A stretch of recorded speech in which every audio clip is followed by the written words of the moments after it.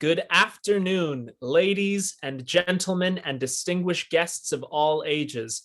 Thank you for joining us for this afternoon's installment of the 8th Annual Oakville Film Festival and OFFA 2021.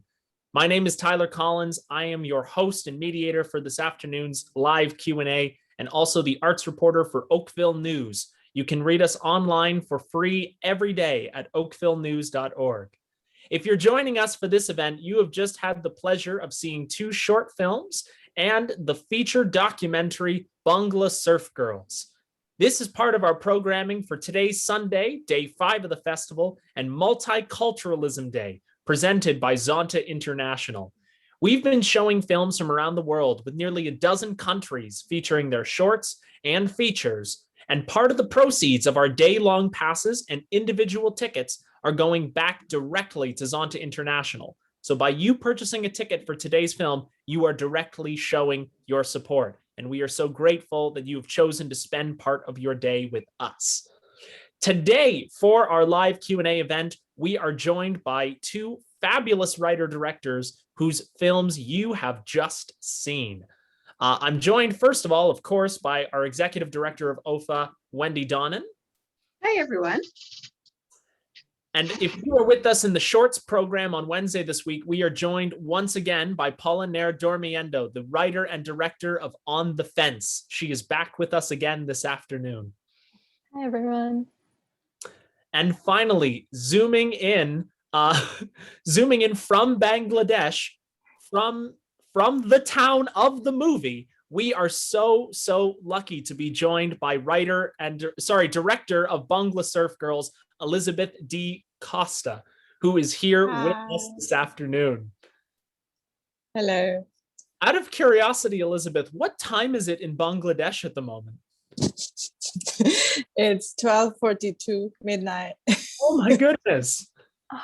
So thank you so much for joining us from the future, from tomorrow. But Paula, Indeed. Wendy, and of course, in the booth, we have our production assistant and board member, Tori Nixon, who is running things behind the scenes to make these events possible. Now, of course, this is a live question and answer period. And if you've joined us for the festival so far this week, you'll be no stranger to the system. If it is your first time with us, this is your first ticket. This is a live Q&A. You can submit questions to us and I can ask our panelists. Over here on the right-hand side of your screen, there is a chat box function. Go ahead and type in any questions you would like asked, and we will ask them on camera for you. So while we are waiting for questions to come in, let's get right into talking about the magnificent Bangla Surf Girls that we have just had the pleasure of seeing. So Elizabeth, tell us how you got started on the project and how you first learned about the Boys and Girls Surfing Club. Well, I was at the Cox's Bazar beach area, like any other tourists. And when I met the girls first time, I saw them selling at the beachside, like accessories, jewelries and stuff.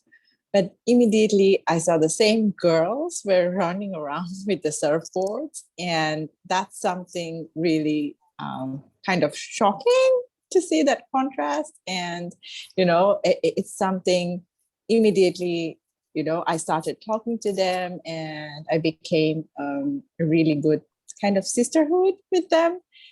And yeah, from there, it was first, I was not, like I introduced myself not as a filmmaker. I was in their lives and I saw their lives, the contrast. And I was like, I wish I could make a film because, I could see the contrast where they come from, like their house and the slums they live in. And from there, they're coming to this beautiful sea areas and surfing and living their dreams.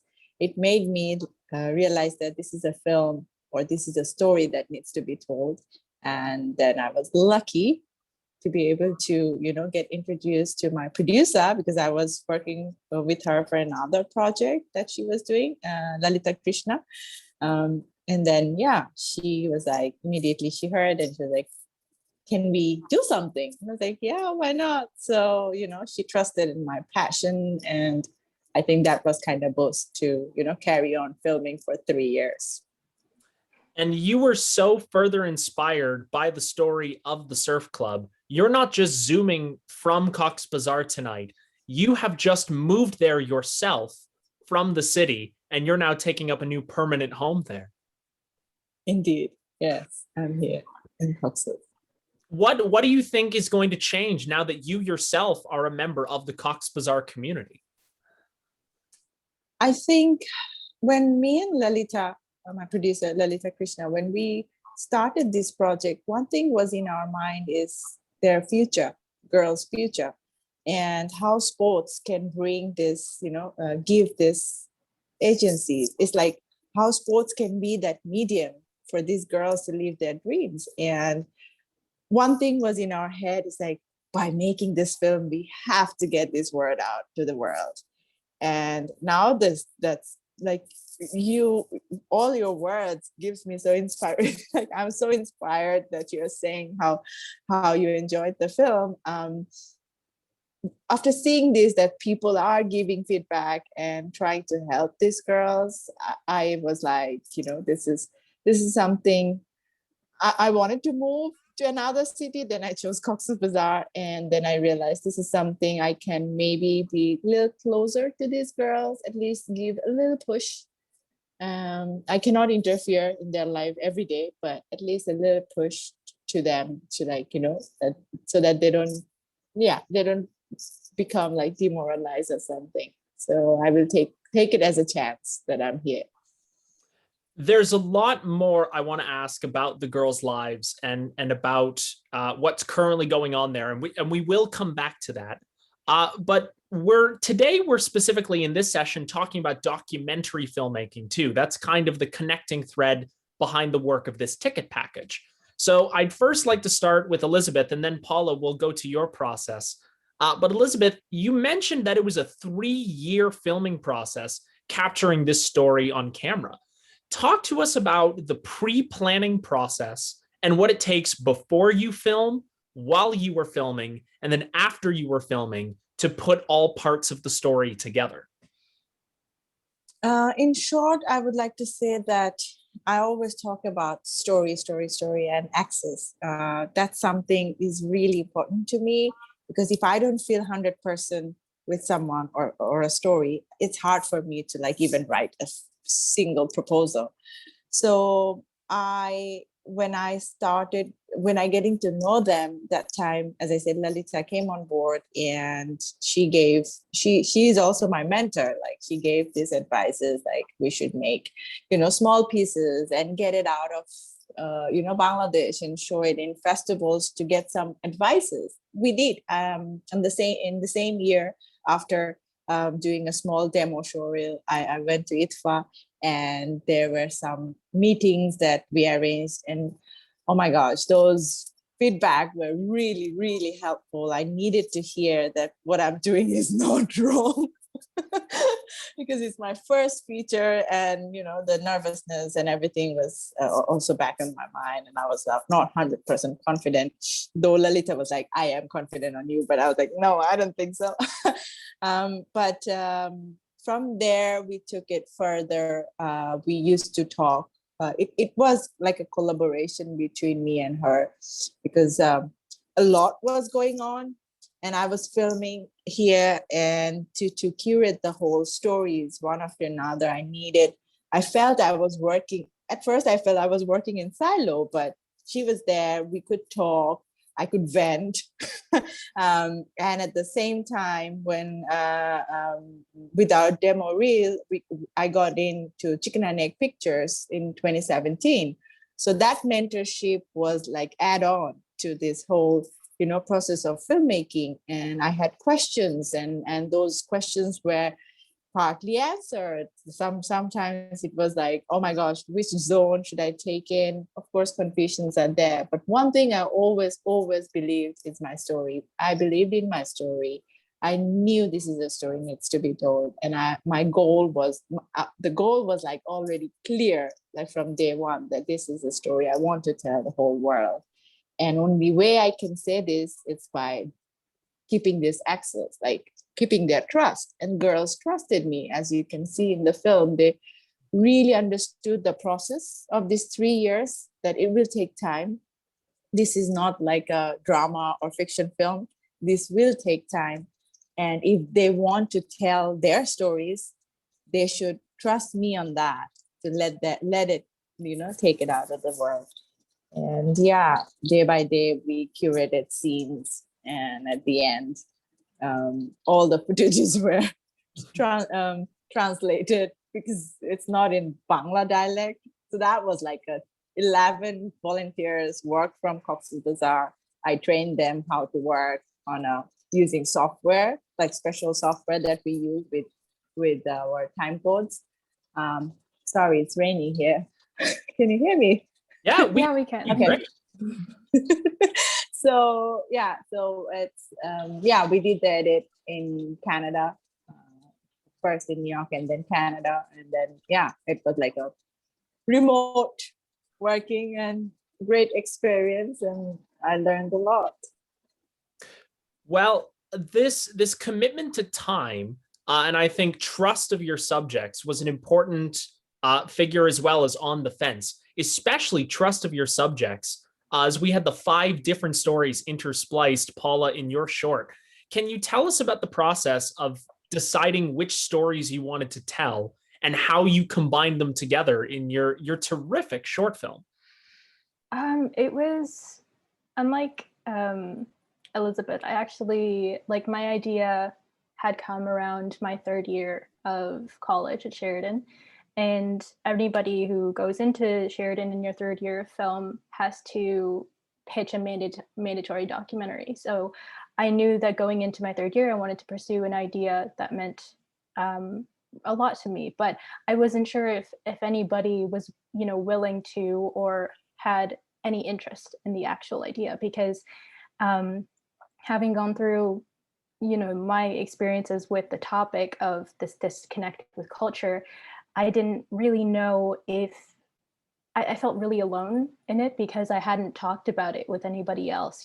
When you think about the experiences that you've gone through, you feel guilty because it's a mixture of so many different things. You feel guilty that you even feel sad about it because your parents and your family has had so many sacrifices along the way, and it feels selfish to feel sad about it or angry. So I had kept it under wraps for a really long time, but then that summer I knew that I wanted to finally pursue it.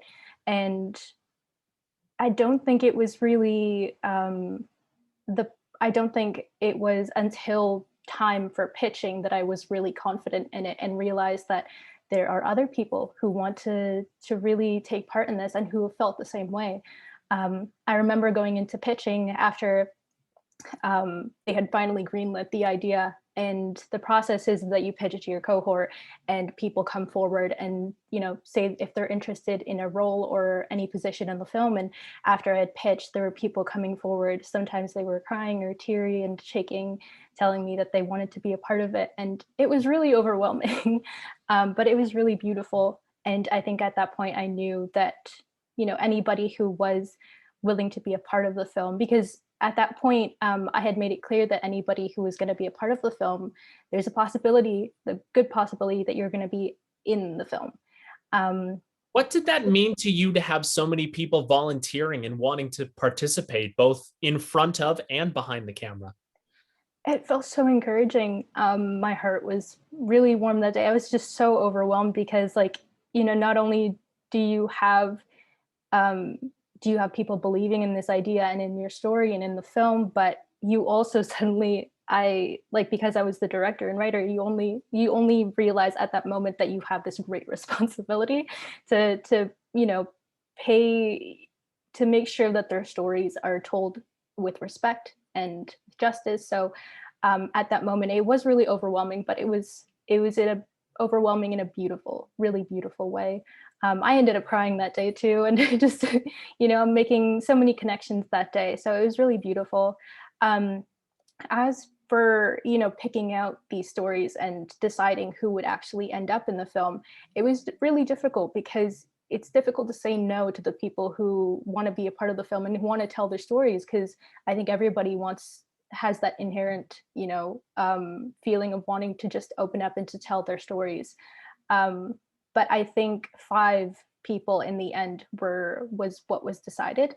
And we just wanted to make sure that everybody felt safe to even talk about those things, because to end up on screen and to talk about such really vulnerable moments in their life in front of not only our cohort, but to any festival that we decide to pursue, it was of the utmost importance that we made sure that people felt safe to talk about those things. So it came down to 5 people, and whoever felt safe enough to do so and who felt comfortable enough to do so. So that's actually how we, ended up picking out the same people that we do in the film.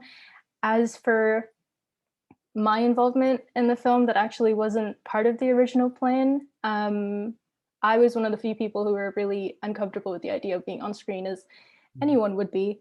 But I think with enough encouragement from everybody on the crew, I felt really safe to do so as well. And I don't know, it just naturally ended up that way. Just that process felt really natural, and there wasn't the film was hard to make, don't get me wrong, but everything felt natural enough that we had this confidence in ourselves that's like, this is the right path, this is the way to go. So that's what ended up happening.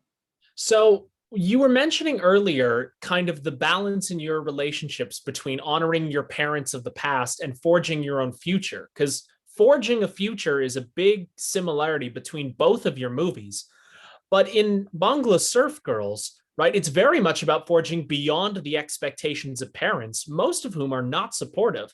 Whereas in On the Fence, it's about how do we honor the past while also creating the future. I'm curious, Paula, just briefly talk to us. What was it like trying to show that balance on camera? It was difficult because, but I think it comes down to making sure that people felt safe enough to talk about these things and let them know that you are allowed to feel this way. Immigration and, the ripples that it makes in a generation is complicated, and having a straightforward path and identity is never easy to talk about, is never simple. So I think that was the first step, was making sure that letting everybody know on the crew, not only the people who ended up in the film, but everybody who took part in it, made sure that you are allowed to feel this way, and it's okay. And it's going to be a long journey to find a definitive place to call home, but that always changes as well. So and in terms of like the family aspect and the parent aspect, actually, there was a lot that we unfortunately had to cut, because in the film itself, we ended up talking about so much of our relationships with our parents, because it is complicated. In the film, Assad, who's also our producer, mentions that, sometimes his parents would talk about wanting to go back home. And it's those moments like those where, if we showed this to our parents, would it be an awkward, would it put us in an awkward position? Because again, if we feel guilty in the fact that we even feel these things. But I think once we, open ourselves up to that complication is the first step to, healing from that. So, yeah.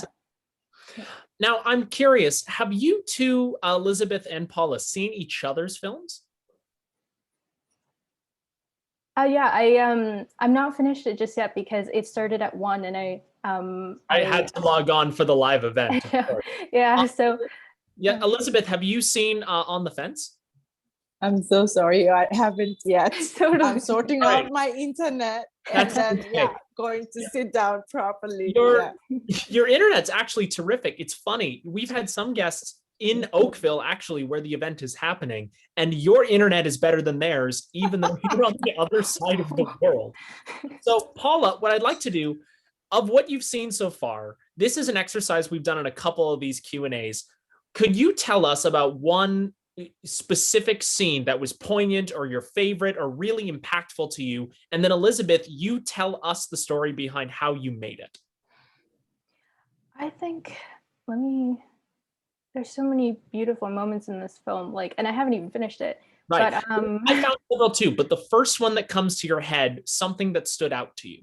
I think what was most, because it was jarring to hear about and see, was the moment that one of the girls talks about being in an accident while surfing and having to see that picture of her on the hospital bed and the scar, and that fresh scar right, you know, after the accident was really jarring to see. But yeah, I would love to know, you know, how you asked her about that and what the, yeah, like any behind the scenes things. That was Aisha or Alicia? That was Shuma. Shuma, sorry, thank you. So tell us, what was it like interviewing Shuma and having her tell that story on camera? So before starting the filming, actually, this accident happened. And when it happened, she was brought to Dhaka immediately, like ASAP. And I was there with her in the hospital. And, you know, trying to, because she was not with her mom. So she could see me. I was there, and Rashid was there, absolutely.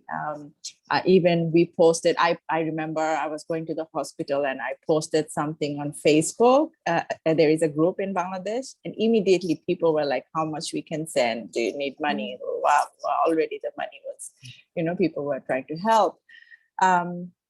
It was funny when I saw her, she was like, yeah, I came to Dhaka. I was like, okay. She's like, I came by plane. I said, okay, but you don't look so good. She's like, yeah, I came by plane. So of course, there was a, when I, thankfully, I had some experiences working with kids under 16 in BBC Media Action when I used to work there. So, you know, that was in my head, like all the compliances. I should be really careful. Maybe I was too careful. So I was like, okay, how can I, you know, not traumatize her? And during the filming, what happened is I was looking for that moment. You know, I was looking for the moment to, like, you know, be there with her and slowly start the conversation. And one day what happened is I never asked her about the accident. I think that was the only time I asked her about that accident, because she was putting on her makeup and I was like, you look beautiful. Can you tell us? Like, she was really like putting on and looking at her scar. And I was like, do you want to tell? Because she was also, actually, when she was putting on makeup, she was also saying that, oh, I need to put on some creams, like remind me at night. She used to put regular creams. And then I took it, you know, like I asked her if you don't mind sharing. And yeah, she trusted me. I think it was also because I was there throughout that, throughout her pain, or, you know, when she was going through it, maybe that gave her that trust. Mm-hmm. Now, I would be remiss if we talked about a movie about surfing and we didn't spend a minute talking about surfing. Now, I've had the experience myself to try surfing once in my life, and it was fun, but I was pretty bad at it because it's not an easy sport. It's a grueling activity that requires balance, technique, patience, and a lot of courage. So I'm curious to know what you felt seeing the girls taking these risks for something they love. And then also, I'm curious if you got to try surfing over the course of making the movie and what that experience might have been like. I would say when I first saw them, strength and courage. That's what I saw in these girls. They are not like any other girls in Bangladesh. The strength that they need to, like, even stand on a board and just ride it. There were moments even during cyclone they went for surfing when during the cyclone a cyclone. They went surfing during a cyclone. Yeah, because they say that, you know, the wave is higher at that time and they're having fun. They love it. And I used to call them higher. And I used to call them and I was like, you gotta get out.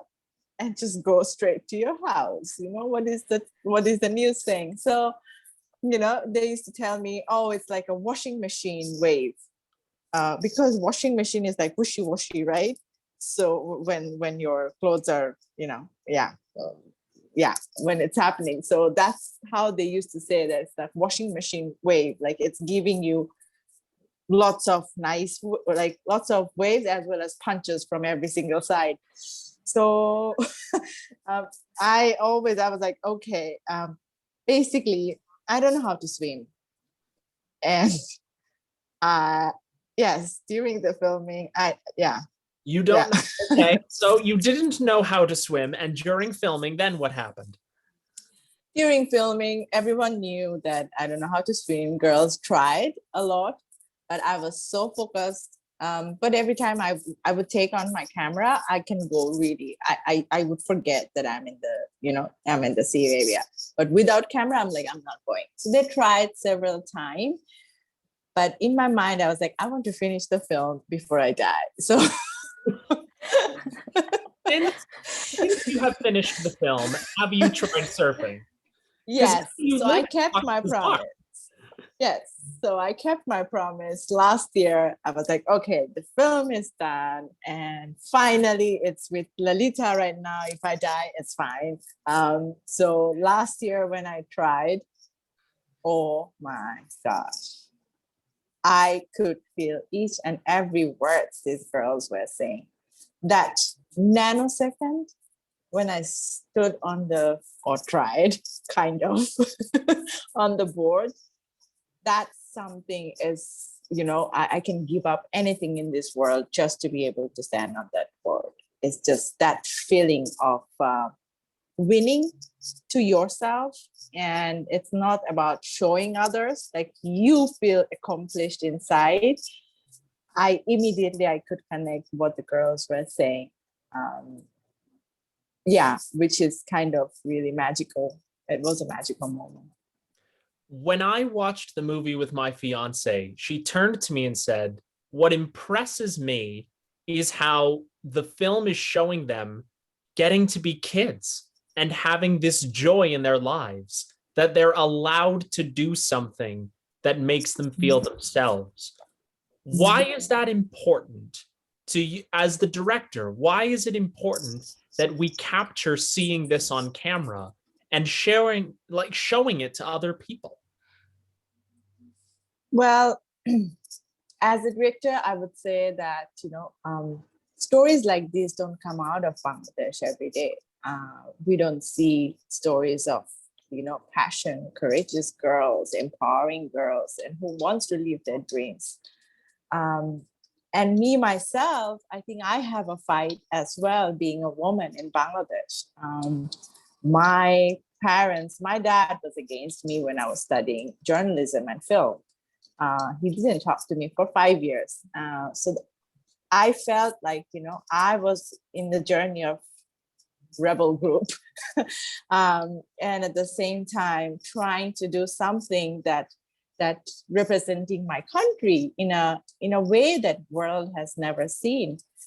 And when I was filming, definitely there was so many things were going on in my mind that, do I really they're teenagers. They're like jibber, jabber, jibber, jabber all the time. And I was like, oh my gosh, it's like, okay, why don't you be, sometimes I'm filming and asking Aisha is literally leaning on my shoulder like this. And I'm like, I told you I'm filming. And she's like, yeah, I'm just watching. It's like, okay. So all of these were happening. And then at one point I realized, let it be, just observe, because this is how the characteristics of this film is. And it's important that girls are like kids being kids. We give kids so much of responsibility by the time they're 16 here in Bangladesh. They're getting married, they're taking care of a full family, they're pregnant, all these responsibilities that comes on their shoulder. It's too much being, as a woman in this country. And I felt let's show the different light shed to a different side of the woman's life here. And these girls are trying, so why not, try and show just kids being kids. I remember the conversation I had with my family when I said I wanted to study journalism and film. And I thought that was hard, but that comes from a place of extraordinary privilege. And so to see now the commitment to your efforts and also to the girls and this club, what you have created is a work of cinema that is truly, truly special. And I think I speak on behalf of our entire audience when I say we are so grateful to the work you have done, not just to teach, but to share. And the compassion you have and excitement for this story is so, so clear. So from all of us, thank you, Elizabeth. This means a lot, honestly. I mean, I've been saying that film festivals are happening online, but being able to at least see expressions and all these words means a lot to me, honestly. Well, we've had the chance to see the film, but as you've mentioned, this isn't the very first people to see it. Even in the GTA, folks at Hot Docs in Toronto back in April had a chance to see it. From all the venues and festivals watching it, what has it been like having that response? And then have you shared that with any of the girls in the movie? What have they said based on what people around the world are talking about them? Well, I must say girls are angry on me. Angry in a way, like in a good way, because we are still in contact, but they're like, even Shobe called me yesterday and she's like, you are not showing the film with us. You're sharing with whole world, and whole world is saying good things, which is good, but I need to see myself. Wait, they haven't seen the movie yet? No, it's because we decided to do, they do not want to see online, first of all. And they want to sit beside me and want to watch it. Definitely Shobe's dream was to go to Hot Dogs and watch it from there. So right now, Bangladesh is going through another lockdown and really bad COVID wave. I have a plan to do shows here. Fingers crossed, if everything is okay. They're ready and they're excited, at least I'm here. So yeah, they want to watch the film with me. Yeah, that's something we decided. Well, as a film lover myself, I applaud their commitment, wanting to see it together, communally, and in a theater the way these movies are designed to be seen. I think that's going to be a really special experience for them. And I personally would love to hear more about what happens when that day comes. So I hope that you all remain safe and healthy where you are, and you'll get that opportunity. And Shobin gets it, especially very soon. Before we go, we have one more question commonly coming in from the audience. Everyone wants to know, are the girls surfing today? Are they still practicing? They're practicing right now because of COVID. As I said, the beachside areas are all locked down. Even I haven't been to the beach. And the girls are, Shobe was, as you know from the film, she was about to go for international competition, but it didn't happen since last year. Things are really, nothing is moving. Right. So let's see, fingers crossed. And they are, as they inspired a lot of young girls. So young girls are coming into surfing. I think they are the inspiration. Do you think there's a possibility the girls in the film might be the ones to take over the surf club in Cox's Bazar? Why not? Yeah, I would love to see that. That's something. Yeah, Shobe's dream is that. So let's see. She wants to one day. Well, our heart is for all of you and the continued spread of the story. And we hope that soon the girls can get back onto the water and into a cinema so they can see the fruits of their effort and the insurmountable courage that we've had the pleasure of seeing ourselves. For that, we are over time. And so we're going to have to end the event here. But both to you, Elizabeth, and to you, Paula, for the dedication to your work and the documentaries you've made today. Thank you, thank you, thank you for sharing them with us and making the time to be with us this morning, or this afternoon, except tomorrow morning for you, Elizabeth, as it's now 1:15 in the morning local time. If you would like to learn more about the efforts going on in Cox's Bazar, or donate to any of the foundations that are currently going on, the producer, Lolita, and the director, Elizabeth, have set up a partnership with a local NGO in Cox's Bazar called the Jago Foundation, and they are a registered charity here in North America.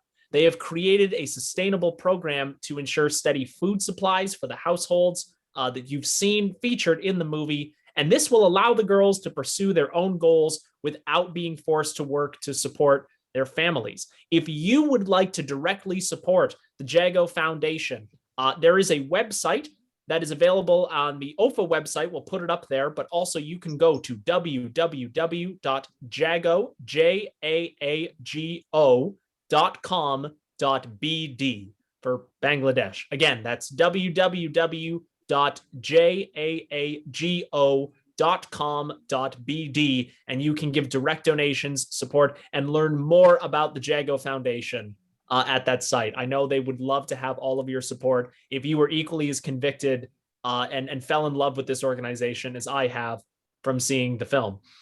In addition to that, there are other organizations we are supporting today for Multiculturalism Day. There were slides just before this ticket and in front of all of the Multiculturalism Day movies.